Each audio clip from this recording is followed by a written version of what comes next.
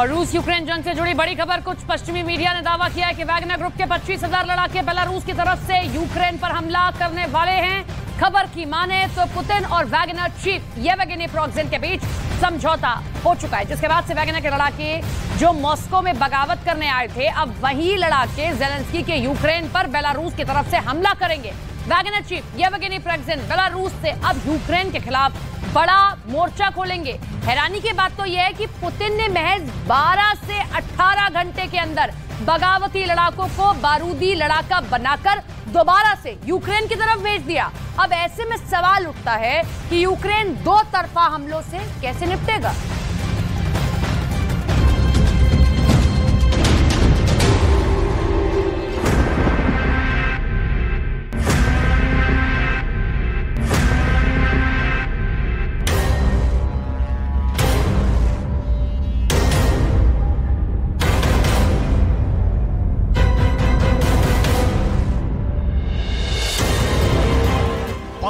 Minute की जंग में फंसे ज़ेलेंस्की।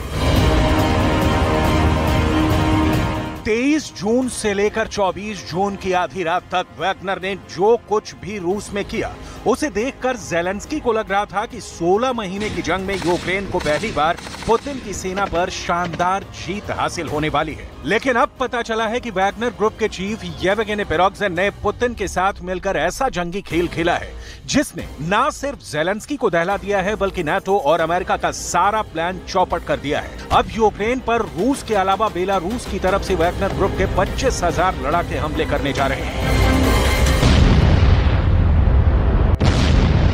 बेलारूस से यूक्रेन पर वैगनर का हमला। जिस वक्त रूस की सेना यूक्रेन की राजधानी कीव पर 30 से ज्यादा मिसाइलें दाग रही थी, उस वक्त ज़ेलेंस्की अपने जनरलों के साथ बंकर में बैठकर एक ऐसे प्लान को लेकर बेहद खुश थे जो उन्हें रूस पर जीत हासिल करा सकता था। ज़ेलेंस्की को लग रहा था कि नाटो और पश्चिम के 81 देशों से मिले 15 लाख करोड़ के हथियार जो काम मॉस्को में नहीं कर पाए, वो काम अब पुतिन का ऐसा वफादार करने जा रहा है जो 16 महीने से चल रही जंग को खत्म करवा सकता है। ज़ेलेंस्की को लग रहा था कि वैगनर ग्रुप का चीफ येवगेनी प्रिगोजिन नाटो और अमेरिका के इशारे पर यूक्रेन की मदद कर रहा है। लेकिन देखिए, जैसे ही वैगनर ग्रुप के लड़ाके रूस के मॉस्को और रोस्टोव पहुंचे, पुतिन ने सिर्फ 5 मिनट के संबोधन में सारा गेम पलट दिया। पुतिन ने साफ कहा कि जिन वैगनर लड़ाकों ने यूक्रेन के सोलेदार और बखमूत में कब्जा किया है और अपनी जानें दी हैं, वो रूस के असली हीरो हैं। 5 मिनट की जंग में फंसे ज़ेलेंस्की। Защитим и наш народ, и нашу государственность от любых угроз, в том числе от внутреннего предательства. А то, с чем мы столкнулись, это именно предательство. Непомерные амбиции и личные интересы привели к измене и своей стране. अब सवाल उठता है कि क्या 16 महीने की जंग में बुरी तरह से हार रहा यूक्रेन वैगनर ग्रुप के साथ मिलकर पुतिन को हराना चाहता था? डिफेंस एक्सपर्ट्स के मुताबिक पुतिन ने पिछले 3 हफ्तों से यूक्रेन के खेरसोन, खार्किव, मिकोलाइव, लोहांस्क, ज़ापोरिज़िया और राजधानी कीव में यूक्रेनी सेना को बुरी तरह से हराया है। इस दौरान नाटो, अमेरिका और यूक्रेन की खुफिया एजेंसियों ने पूरी कोशिश की कि किसी तरह से रूस की प्राइवेट आर्मी वैगनर को अपने साथ मिलाया जाए। बीच बीच में खबर आ रही थी कि Zelensky Wagner chief Yevgeny Prigozhin को तरह तरह के ऑफर दे रहे थे, यहां तक कि वो येवगेनी प्रिगोजिन को जंग खत्म होने पर सत्ता में बड़ा पद और बड़े इलाका भी देने को तैयार थे। लेकिन सवाल उठता है कि यूक्रेन और नाटो वैगनर ग्रुप पर इतना बड़ा दांव क्यों लगा रहा था? इसे भी जरा जान लीजिए। वैगनर ने ही पूर्वी यूक्रेन के सोलेदार पर सबसे पहले कब्जा किया था। वैगनर के लड़ाकों ने ही सोलेदार के बाद बखमूत में 8 महीने में कब्जा किया। वैगनर लड़ाकों ने ही यूक्रेन की स्पेशल फोर्स के सबसे शानदार कमांडो को मार डाला। वैगनर ने ही पूर्वी यूक्रेन के 35% इलाके पर कब्जा करने में रूस की काफी मदद की। वैगनर के लड़ाकों की जबरदस्त लड़ने की क्षमता ने यूक्रेनी सेना की कमर तोड़कर रख दी। यूक्रेनी सेना के लड़ाके वैगनर के सामने टिक ही नहीं पाए। पुतिन पर वैगनर ग्रुप का जबरदस्त भरोसा होने की वजह से ज़ेलेंस्की वैगनर ग्रुप को तोड़ना चाहते थे। ज़ेलेंस्की को लगता था कि 25,000 वैगनर लड़ाके अगर एक बार मॉस्को पर कब्जा कर लेंगे तो रूसी सेना को आसानी से 30 दिन में हरा देंगे। लेकिन वैगनर ग्रुप ने ज़ेलेंस्की की चाल में ज़ेलेंस्की को ही फंसा दिया। अमेरिका, नाटो को लग रहा था कि 4 जून से यूक्रेन का काउंटर अटैक रूसी सेना की रक्षा पंक्तियों को तबाह कर डालेगा, लेकिन हकीकत में यूक्रेनी सेना के 250 से ज्यादा टैंक महज 17 दिन में तबाह हो गए। यहां तक कि काउंटर अटैक के पहले हफ्ते में यूक्रेनी सेना के 10,000 सैनिक मारे गए। अमेरिका, ब्रिटेन, जर्मनी और फ्रांस से मिले घातक टैंक, बख्तरबंद सब तबाह हो गए। इसीलिए पश्चिमी देशों ने वैगनर के कंधे पर बंदूक रखकर पुतिन को हराने की कोशिश की, लेकिन वो फेल हो गए। अब वैगनर ग्रुप के 25,000 लड़ाके पुतिन के लिए फिर से वफादार हो गए हैं, जबकि Wagner chief Yevgeny Prigozhin Belarus चले गए हैं। खबरों के मुताबिक रूस में वैगनर आर्मी ने विद्रोह शुरू किया तो पुतिन ने लुकाशेंको को फोन घुमाया। काफी देर तक दोनों के बीच बातचीत हुई, चर्चा हुई कि कैसे वैगनर चीफ येवगेनी प्रिगोजिन को मनाया जाए। एक प्लान तैयार होता है और बातचीत गुप्त रहते हुए फोन कट जाता है। कुछ देर बाद लुकाशेंको येवगेनी को फोन लगाते हैं और थोड़ी देर में फैसला हो जाता है कि वैगनर लड़ाके मॉस्को से बाहर जाएंगे और येवगेनी बेलारूस जाएंगे। Мы всегда с уважением относились к их героическим поступкам на фронте и будем всегда.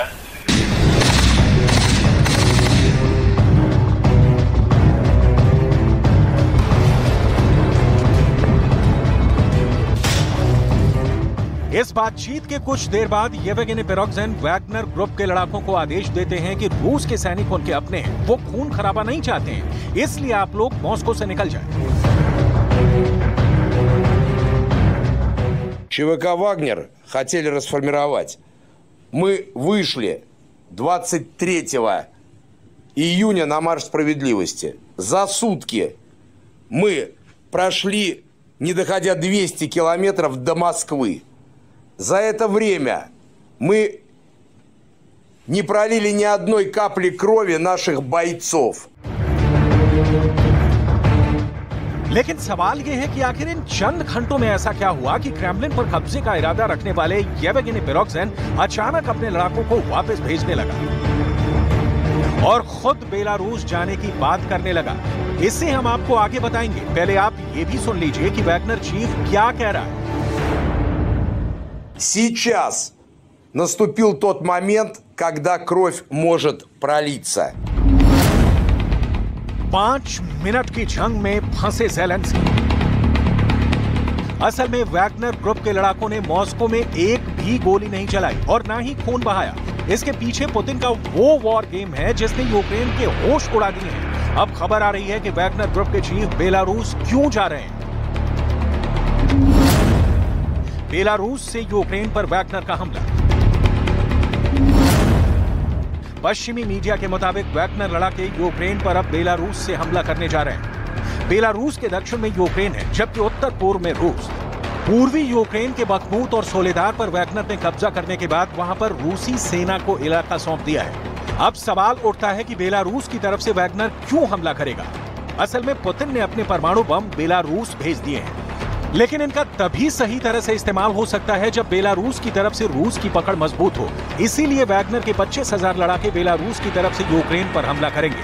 वैगनर के 25,000 लड़ाकों को यूक्रेनी सेना से लड़ने में महारत हासिल हो चुकी है। इसीलिए बखमूत के बाद अब बेलारूस की तरफ से वैगनर यूक्रेनी सेना पर हमला करेगा।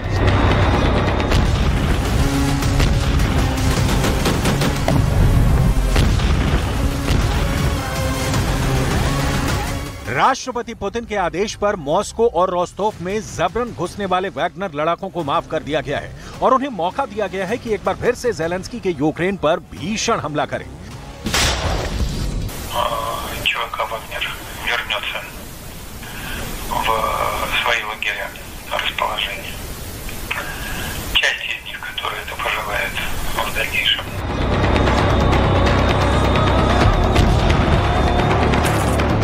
रूस यूक्रेन जंग में पुतिन ने महज 5 मिनट के भाषण से यूक्रेन और नाटो का प्लान चौपट कर दिया है। अब सवाल उठता है कि जब वैगनर लड़ाके बेलारूस से यूक्रेन पर हमला करेंगे तो ऐसे हालात में यूक्रेन दो तरफ से होने वाले हमलों से कैसे निपट पाएगा।